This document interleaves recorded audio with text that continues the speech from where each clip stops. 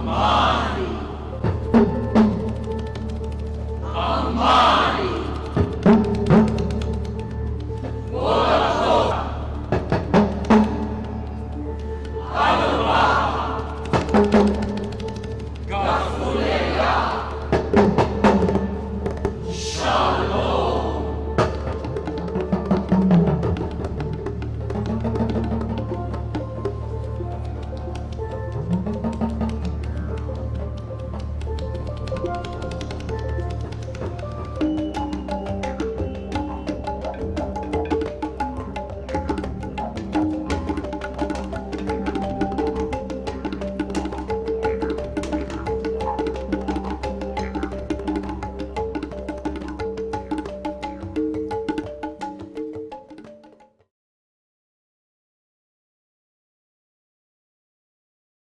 And I gotta tell you, I feel like the father in the delivery room pacing the floor when they're waiting for the baby to be born. Because this is what we're talking about, something that's going to be coming out of this that's alive and reflecting what my dream is. And if anybody has spoken to me for more than 5 minutes, you know what my dream is with this. Out of this piece, I expect not just a piece of music, but a very, very loud message with one voice coming from different places. We have a Puerto Rican running it, we have African Americans, we have Koreans, Asians represented. We have folks playing Eastern instruments that are from the West, which I love, so that our voice is heard to state the message that we are all sharing this space together at one time. We should certainly learn to speak with one. For those of you who don't remember my name, I'm Glenn McClure. Call me Glenn, okay? And I, if Eliseo is the father pacing in the delivery room, I get to be the delivery doctor here, okay? Okay. What this piece turns out to be has as much to do with the traditions and the styles that you represent as it does you as individual musicians, what you bring to your individual style or tradition, okay? And I'm interested in that as much as the broader information about your tradition. Okay, so this is actually called a didgeridoo. This is actually originates from the northern territories of Australia. And it's one of the oldest wind instruments in the world. It could be well over 40,000 years old. It's been played traditionally for thousands and thousands of years by the indigenous people of Australia, the Aboriginal people. And it's a very sacred instrument to them. And it's an integral part of every ceremony that they have for every occasion throughout life: birth, marriage, death, and everything in between, pretty much. The sound of the didgeridoo is also thought to be equated to the first sound, the all sound, from which all things were born. It's kind of similar to the concept of Genesis, where first there was the Word, and then the sound, and all things were born from there. And the same as Om, which is the Eastern concept of the all sound, the universal sound. And all matter really has to be described in quantum physics as a wave. So there is a sound, the concept of a sound from which all things come from. The characteristic of the sound is similar amongst all, and it involves a number of various things, and one of the most unique is the harmonic overtones that you get. And before I play anything specific, I'm just going to go through those for you guys. Okay. Harmonic overtones, driven mostly with the tongue, same way when we talk. You can say our vowel sounds, A, E, I, O, U. It's all by shaping our mouth and moving our tongue around. And you get that kind of with this didgeridoo here.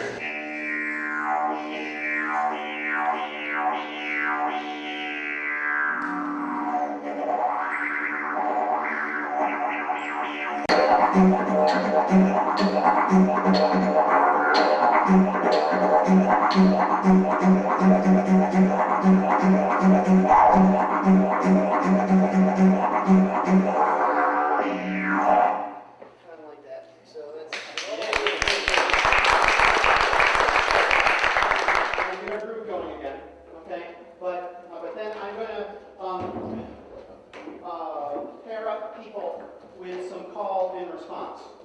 Okay?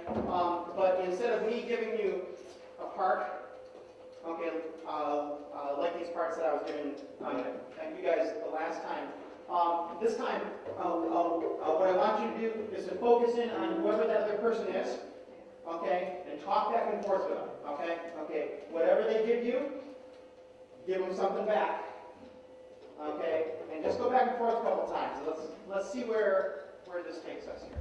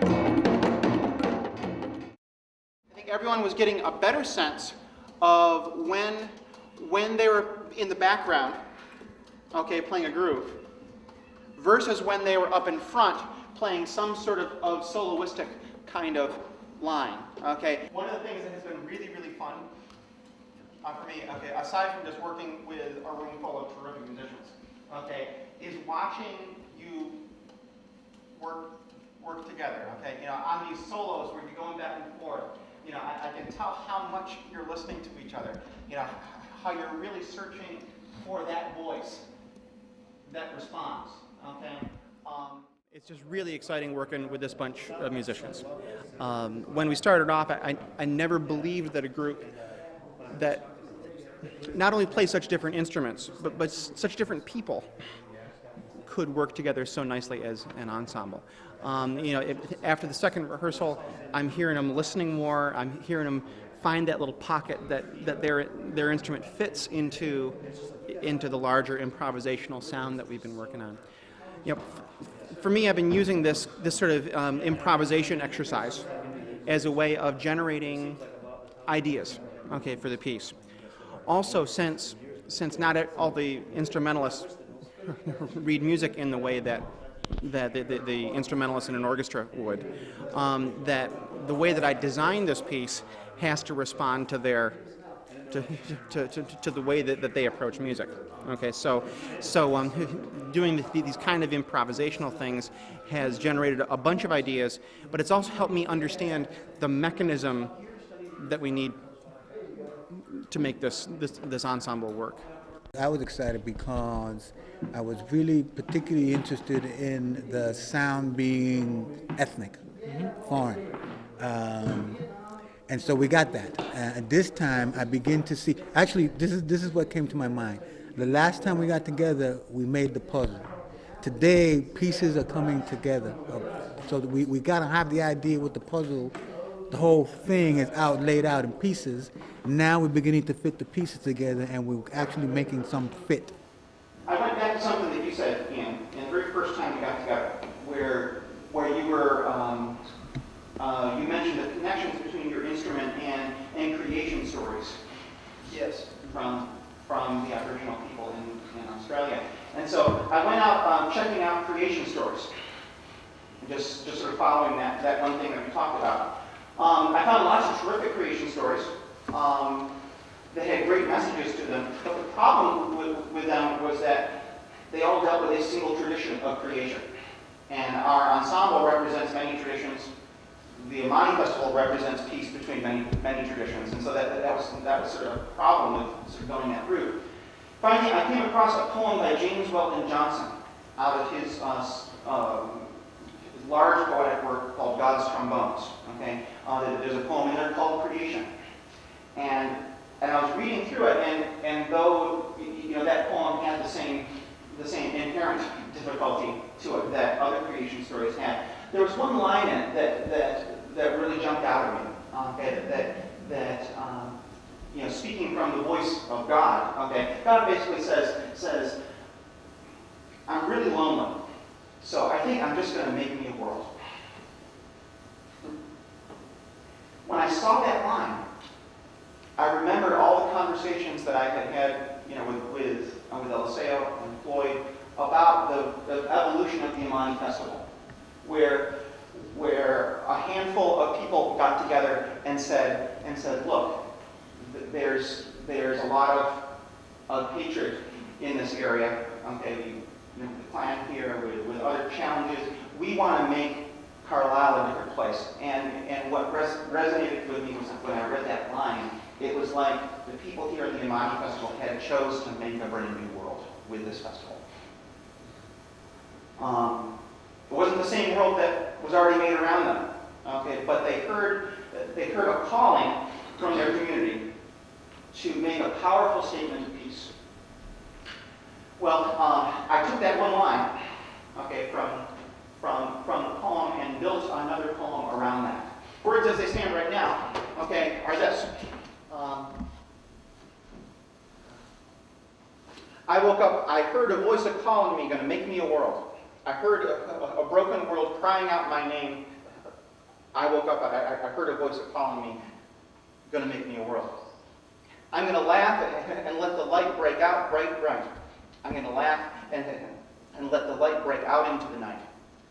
I'm going to cry my tears and make rivers and seas. My tears are going to cut canyons through my mountains. I'm going to make me a world.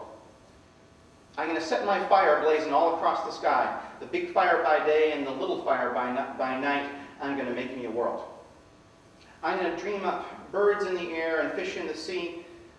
They're going to dance and fly and play with me. I woke up, I heard a voice calling me, going to make me a world. I'm going to make little children out of every color.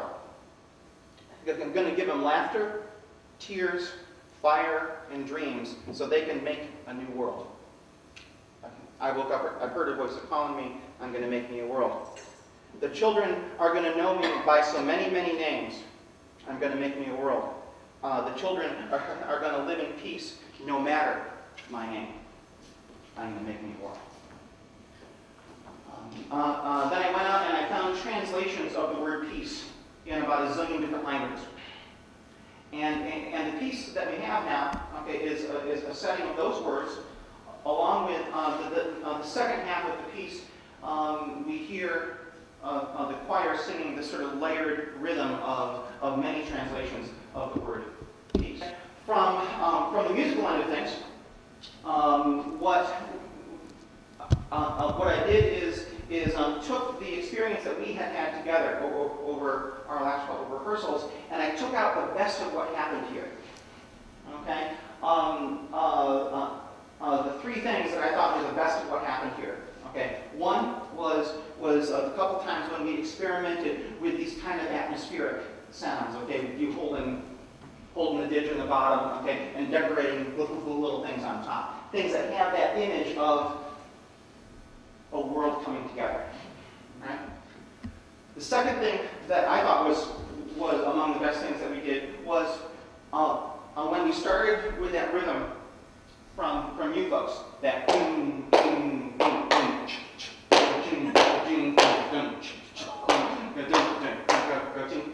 okay, and the groove that was created around that, okay, that included the barrel drum here, okay? It included the entabla and the ditch underneath, okay?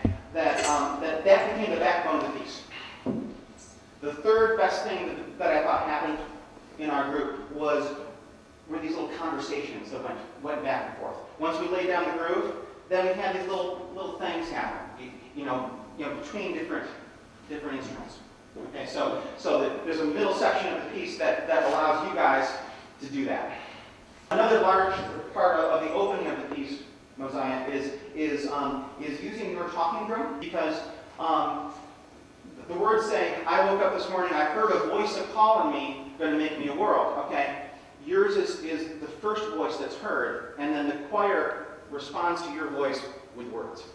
In terms of this piece, that voice that calls is the talking drum. One of the colors that I liked the best out of all the improvisations that we did was the combination of the balafon and the tabla together. Okay, so one of those exchanges in the middle, okay, is between you two guys, going back and forth with that.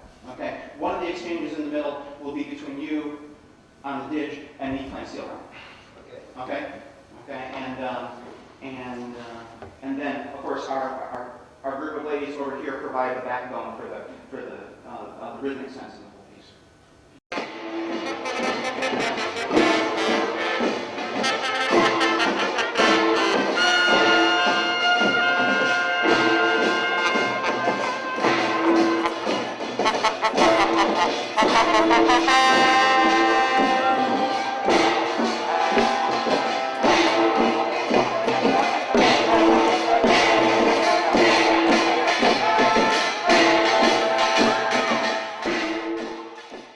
So we'd like to welcome you to our 9th year of the annual Amani Festival, which will be held from 8 a.m. this morning until 5 p.m. right here downtown all day. Please join us at 3 p.m.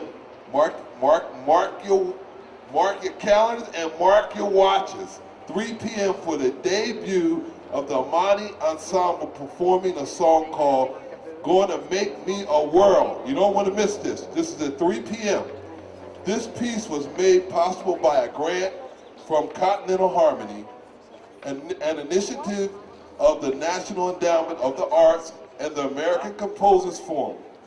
The grant commissioned Amani to create a musical composition that best reflects our community's history, culture, hopes for the future.